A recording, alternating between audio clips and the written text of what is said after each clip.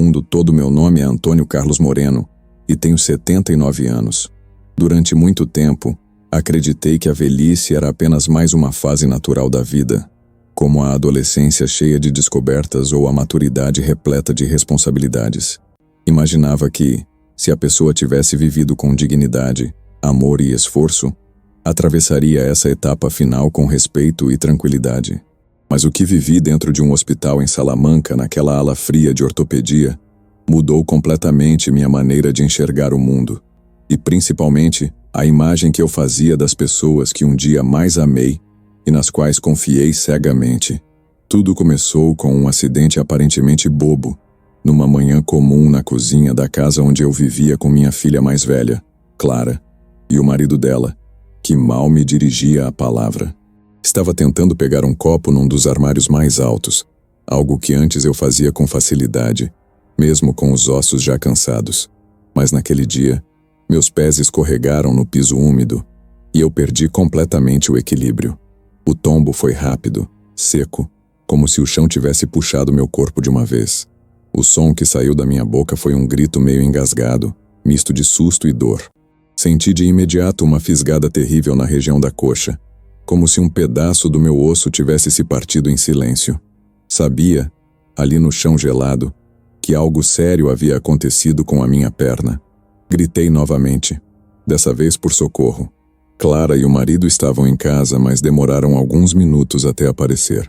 Vieram sim, mas não com desespero, não com pressa de quem quer ajudar. Vieram com má vontade, com expressão de tédio no rosto, como quem precisa lidar com um problema incômodo que interrompeu um momento de descanso. Isso não foi surpresa.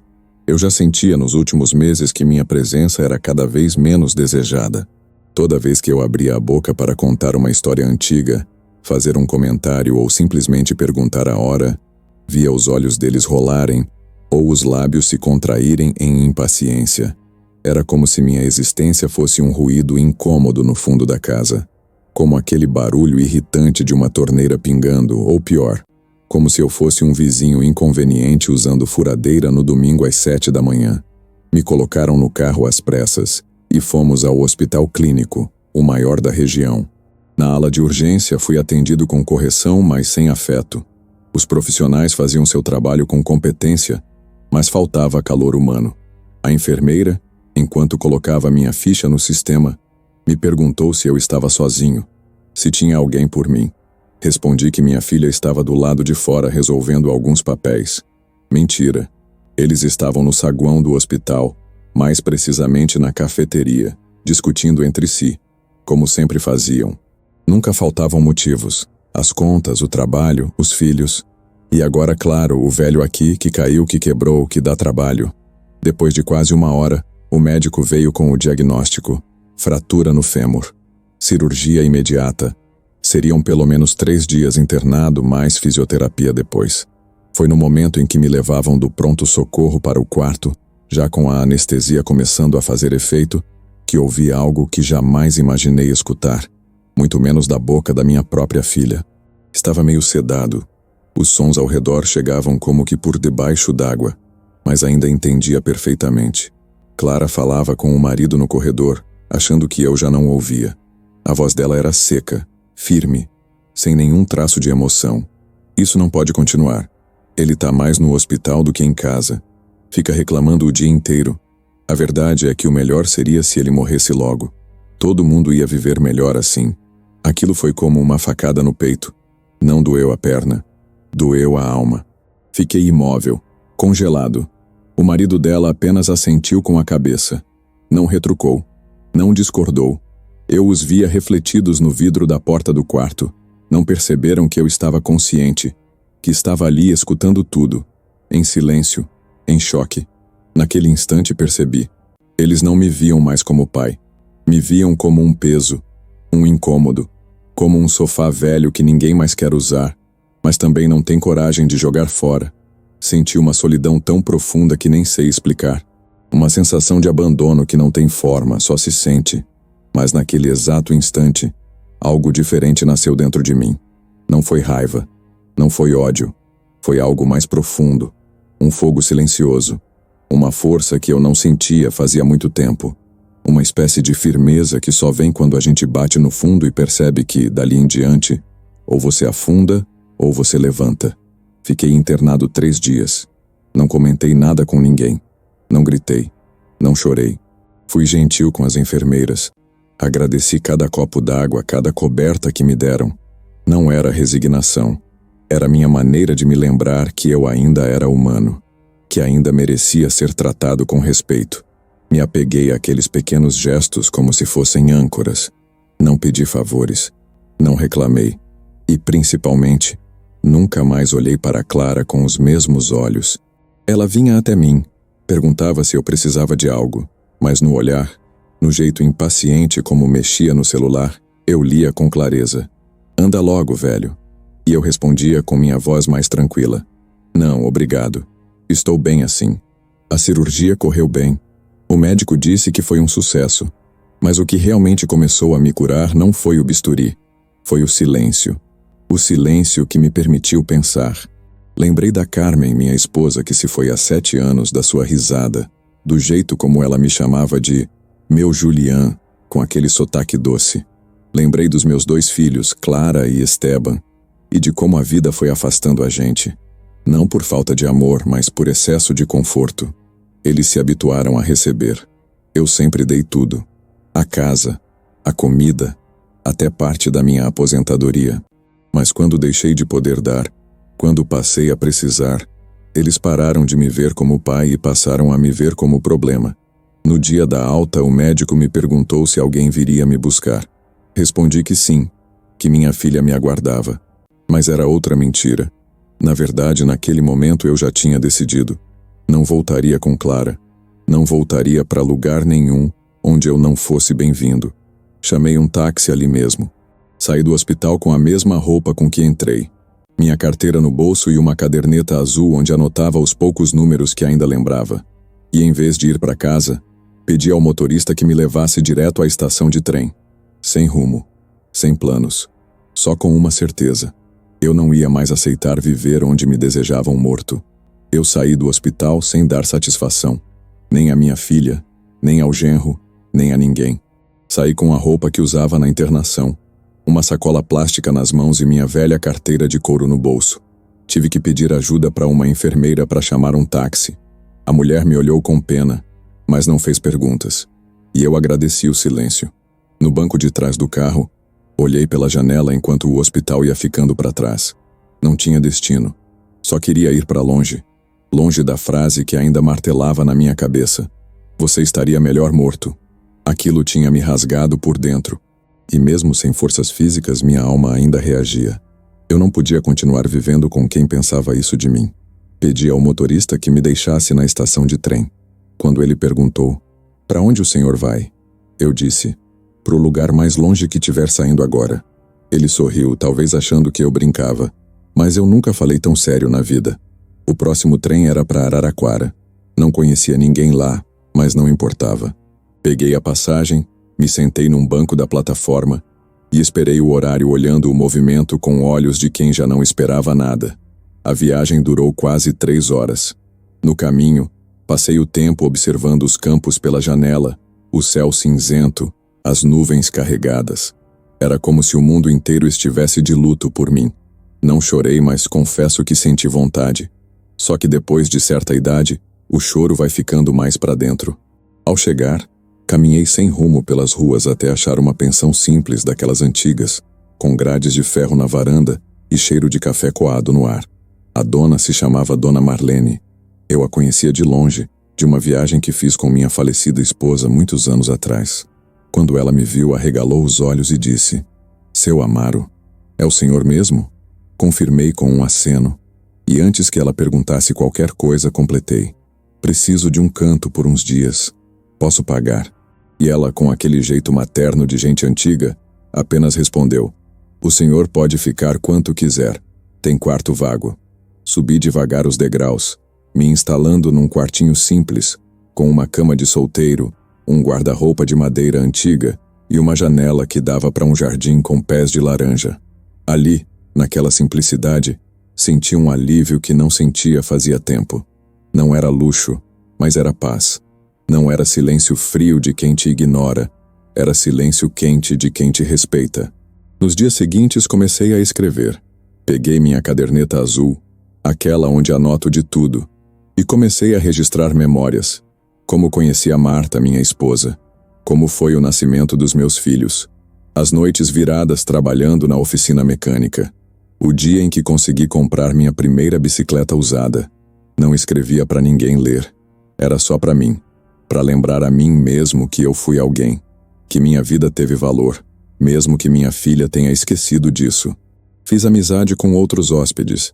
Um senhor de boné que jogava dominó toda tarde. Uma senhora chamada Isaurina, que tinha uma risada gostosa e falava de flores como se fossem gente. Dona Marlene me oferecia café toda manhã, perguntava como eu estava, me escutava. Coisa rara hoje em dia. Escutar sem pressa. Aquilo foi me devolvendo o fôlego da alma.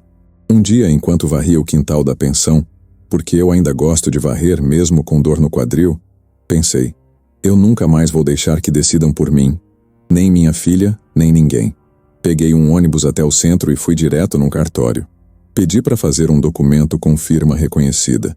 Queria deixar por escrito que nada do que é meu podia ser vendido, mexido, tocado, sem minha autorização. Assinei com a mão firme, com a cabeça erguida. Na volta, comprei um pedaço de bolo de fubá na padaria e comi sentado num banco da praça. O sol batia de leve no meu rosto e, por um instante, me senti feliz. Um velho com pouco no bolso, mas com dignidade no coração. E isso, meu filho, não tem preço. E agora que você chegou até aqui comigo nessa história, deixa eu te fazer um pedido. Se essa história te tocou de alguma forma, se inscreve nesse canal. Não porque a gente quer número, mas porque cada história aqui é feita com alma. E se você já viveu algo parecido, ou conhece alguém que viveu, deixa um comentário, compartilha, mostra que você também se importa, porque às vezes, tudo que um velho precisa é saber que não está sozinho nesse mundo. Fazia cerca de uma semana que eu estava na pensão. Aos poucos a rotina começava a parecer familiar. Acordava cedo, antes do sol nascer, preparava meu próprio café, forte, sem açúcar, e me sentava na varanda com a caderneta azul no colo. Observava o jardim modesto da Dona Marlene ganhar cor com a luz da manhã. As plantas, o chão de pedras irregulares, os pássaros fazendo algazarra nos fios de energia. Tudo isso me lembrava que a vida, apesar de tudo, seguia. Escrevia muito. E escrevia com raiva às vezes. Outras com saudade. Em algumas páginas só rabiscava palavras soltas, sem nexo. Mas tudo que eu colocava ali servia para me lembrar de uma coisa. Eu ainda estava aqui. Ainda era alguém. Foi numa dessas manhãs, logo depois de regar as plantas, que vi um carro prata estacionando do outro lado da rua. Reconheci na hora. Era do meu filho, Rogério. Ele desceu devagar, meio inseguro, com uma pasta nas mãos e os olhos cheios de hesitação. Parecia mais velho do que da última vez que nos vimos. Ou talvez fosse apenas o peso da culpa. Caminhou até o portão de ferro com aquele jeito desajeitado que ele sempre teve quando era criança e aprontava alguma coisa. Pai, posso falar com o senhor? Eu olhei para ele sem pressa. Segurei firme na alça da cadeira de madeira onde estava sentado. Dei um último gole no café já frio e respondi com a calma de quem já não tem pressa para nada. Pode, mas daqui mesmo. Portão fechado. Ele deu um passo para trás sem saber se era recado ou castigo. Mas ficou. E isso para mim já dizia muito. Clara me contou o que aconteceu no hospital. O que ela disse. Eu não sabia. Juro que não sabia. Ele falava baixo, com as palavras embolando uma na outra, como se estivesse tentando esconder a vergonha dentro da própria boca. Olhava para o chão, para as grades, para o céu, para qualquer lugar que não fosse meus olhos. E quando soube, eu fiquei mal, pai. Muito mal. Passei dias sem dormir. E não tô aqui para defender ninguém. Só queria dizer que eu me importo. Fiquei em silêncio por alguns segundos. Ele precisava sentir o peso do que estava dizendo. Não porque eu quisesse puni-lo, mas porque tem momentos em que o silêncio fala mais alto que qualquer sermão. Sabe o que me doeu mais, Rogério? Comecei com a voz baixa. Não foi o que ela disse. Foi que ninguém se levantou. Ninguém contestou. Nenhum "Ei, pai, não fala assim", Nenhum. Respeita o velho. Nada. Só o eco do desprezo. Ele mordeu os lábios e fechou os olhos como quem segura o choro. Aquele homem de quase 50 anos à minha frente era o mesmo garoto que corria com a chuteira cheia de barro pelo quintal de casa, que me pedia ajuda com os deveres da escola, que me chamava de meu herói no Dia dos Pais. Eu falhei com o Senhor. Eu sei. Eu devia ter feito alguma coisa, falado, gritado. Mas a verdade é que a gente se acostuma a deixar passar, a se calar. Só que depois que passa, a culpa não cala. Assenti com a cabeça. Era isso mesmo. O silêncio dos bons dói mais que o grito dos maus.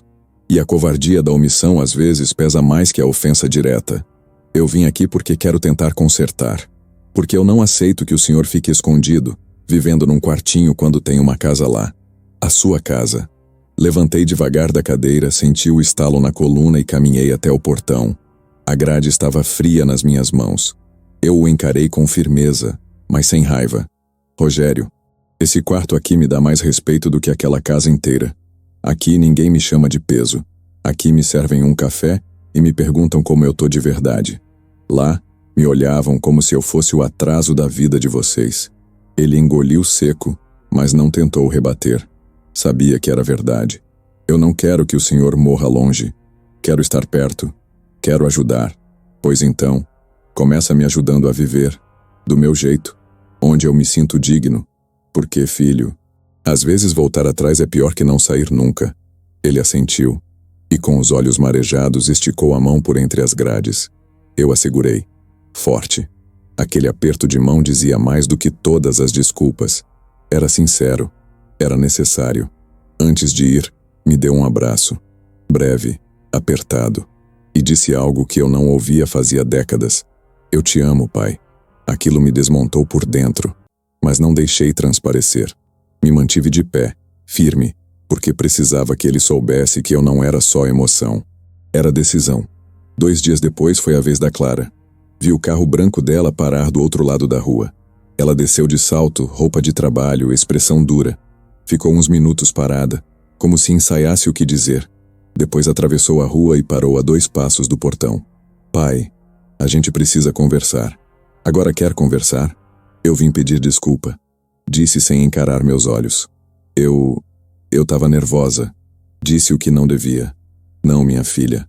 Você disse o que sentia. E isso é pior do que dizer o que não devia.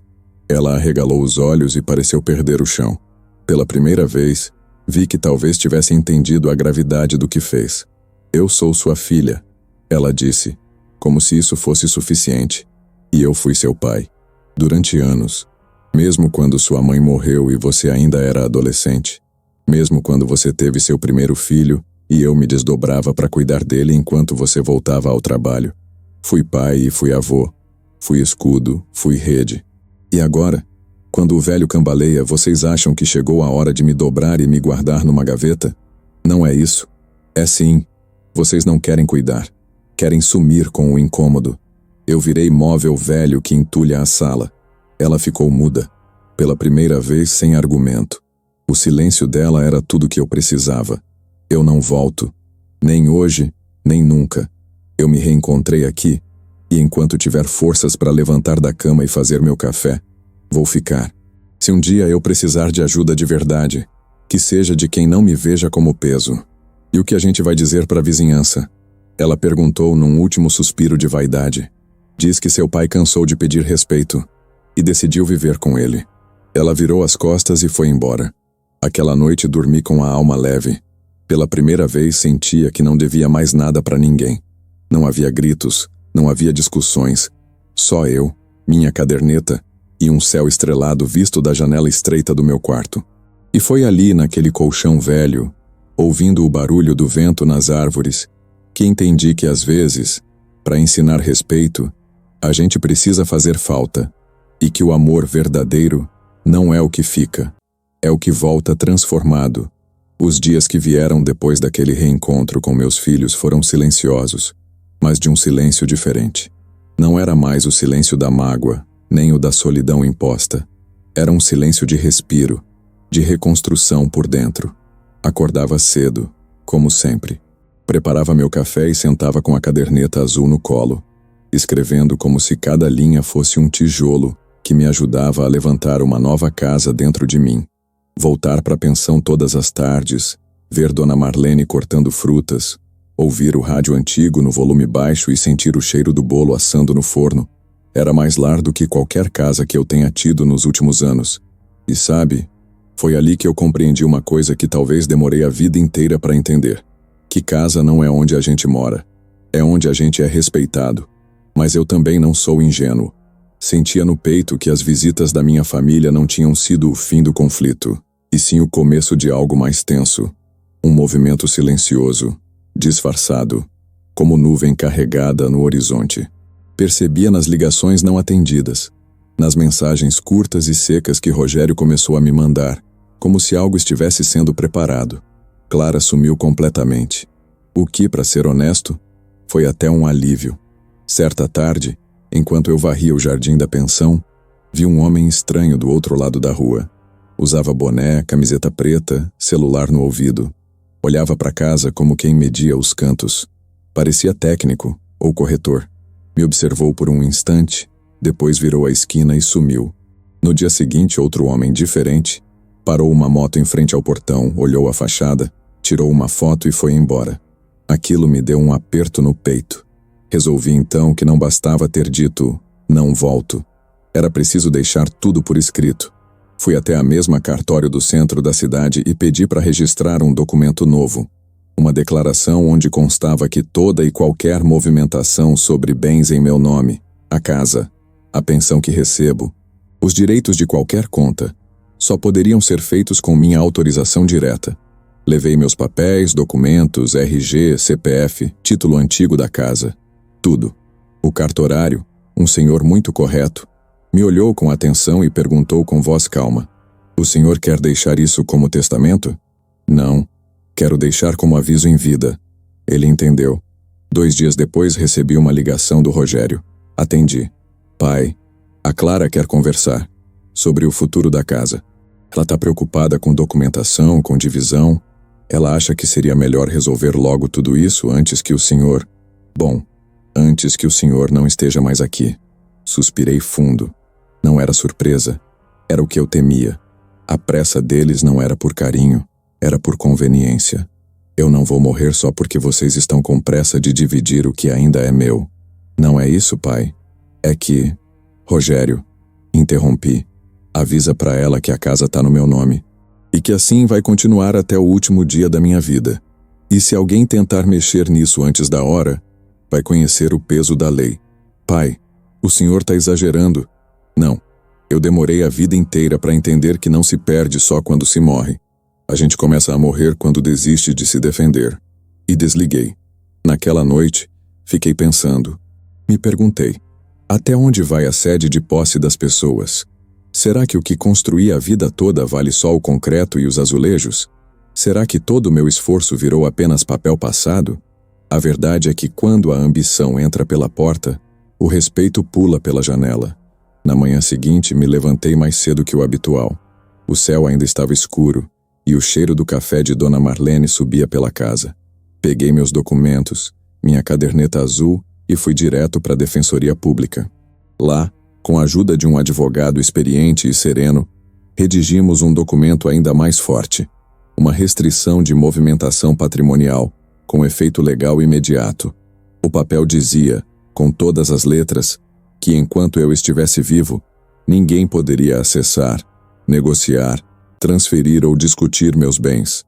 Nem filhos, nem netos, nem ninguém. Assinei com a mão firme. E quando saí do prédio, respirei fundo e pensei, agora sim, agora ninguém mais me tira o que construí. Voltei para a pensão em paz, ou quase. 2 dias depois, escutei passos apressados no corredor. Era Dona Marlene. Veio até a varanda onde eu lia e disse, "Seu Amaro, tem 2 rapazes na sala de estar perguntando do senhor. Dizem que são da família." Levantei devagar. Sabia quem era. E quando desci, lá estavam. Clara e Rogério, sentados lado a lado no sofá. Os 2 com pastas nas mãos, olhos baixos. Fizeram sinal para que eu me sentasse à frente. "Pai, a gente veio com calma. Só queremos conversar. Já escutei demais da boca de vocês. Agora quem fala sou eu. Eles ficaram em silêncio. Continuei. Passei a vida inteira me calando para não causar briga. Engoli desprezo, piadas, silêncios, olhares. Mas agora não. Agora quem impõe o limite sou eu. Rogério tentou intervir. A gente não quer tomar nada, pai. Só queremos resolver, deixar claro. Tá claro, Rogério. Tá claríssimo. Tá registrado, assinado e validado por advogado e cartório.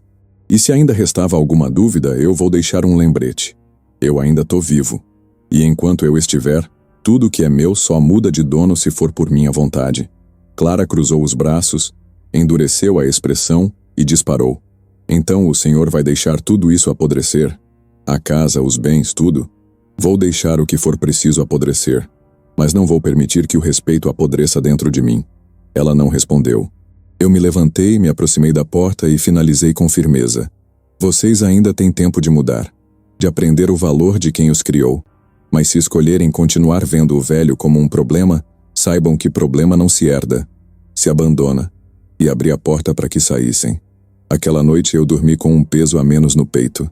Pela primeira vez a minha casa, mesmo longe de mim, estava protegida. E o meu nome, minha dignidade, meu passado, também. Porque quando ninguém luta por você, a escolha mais poderosa é lutar por si mesmo. Os dias que se seguiram foram mais silenciosos que o normal. Um silêncio diferente dos anteriores.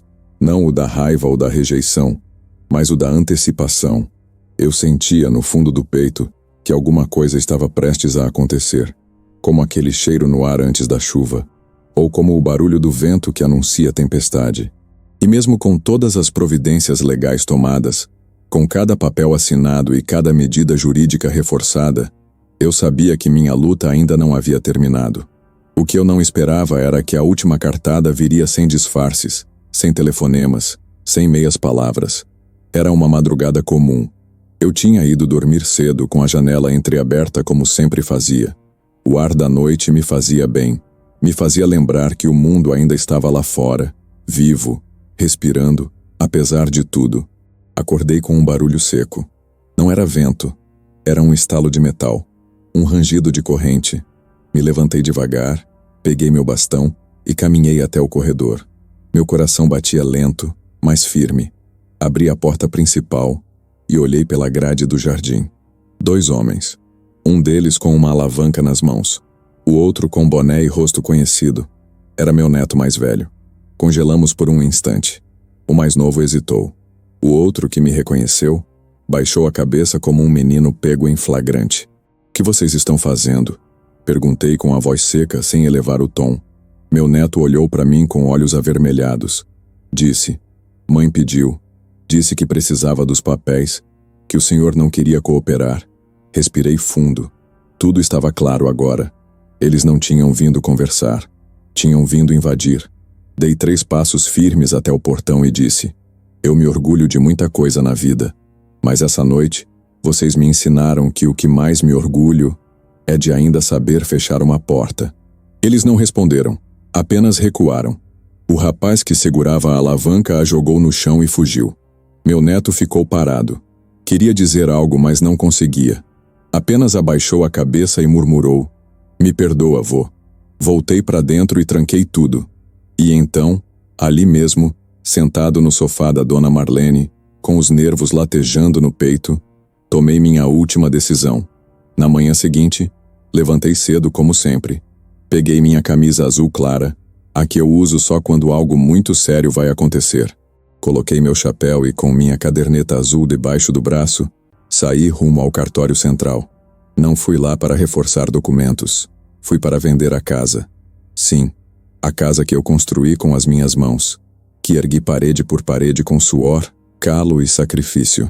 Aquela casa que me viu formar uma família, que guardava as risadas da minha falecida esposa e os passos vacilantes dos meus filhos pequenos. Mas aquela casa não era mais um lar. Havia virado um campo de disputa, um símbolo de ganância. E ninguém, absolutamente ninguém, vai se sentir dono de algo que foi feito às custas do meu sangue, se não souber honrar isso.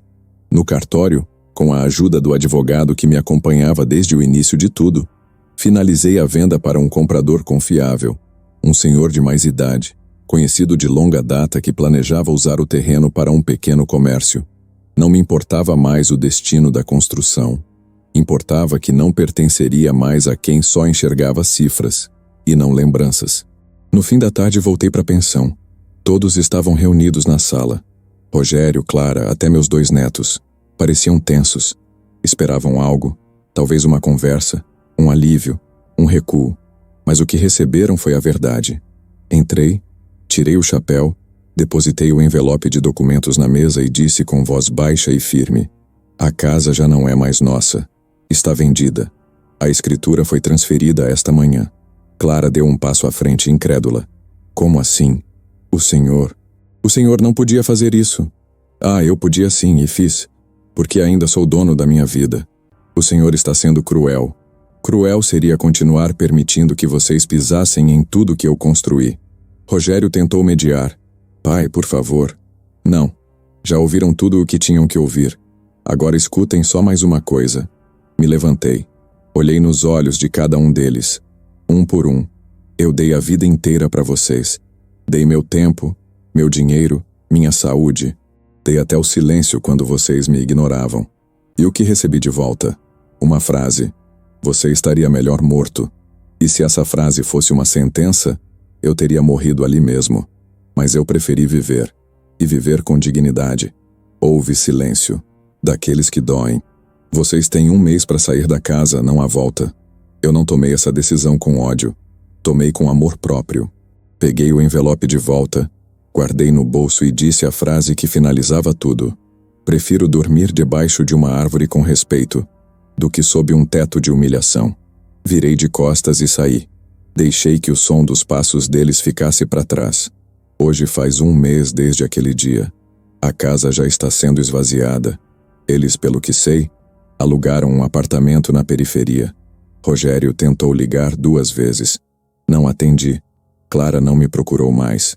Meus netos, um deles mandou uma carta pedindo desculpas. Guardei, mas ainda não abri. Continuo na pensão. Continuo acordando cedo, tomando meu café, regando as plantas. Voltei a andar devagar pela cidade. Conheci um grupo de idosos que se reúne para jogar dominó e contar histórias. Às vezes compartilho a minha. Nem sempre inteira. Só até a parte que eles aguentam ouvir. Outro dia, Dona Marlene me perguntou se eu me arrependo. Olhei pela janela e disse: me arrependo de ter demorado tanto tempo para me escolher primeiro. E é isso. A vida não é sobre o que tiram de você. É sobre o que você se recusa a perder. Respeito, dignidade e voz. Se você chegou até aqui, ouvindo tudo isso, eu quero te agradecer. De verdade. Porque às vezes a gente só precisa disso. Ser ouvido. Ser reconhecido. E se essa história tocou seu coração de alguma forma, eu te convido, não como quem pede, mas como quem acolhe. Se inscreva no canal. Deixe um comentário. Conte sua história. Talvez o que você viveu nunca tenha sido contado. Mas aqui nós escutamos com o coração aberto. Aqui você não é invisível. E se quiser continuar nessa jornada com a gente, dá uma olhada nesses vídeos aqui do lado. Eu garanto. Cada um deles traz emoções reais, histórias fortes, e talvez alguma delas seja parecida com a sua. Porque a verdade, meu amigo, é que todos nós temos uma história de abandono. Mas o que nos define não é o abandono. É a forma como a gente levanta e caminha de novo. Até a próxima história.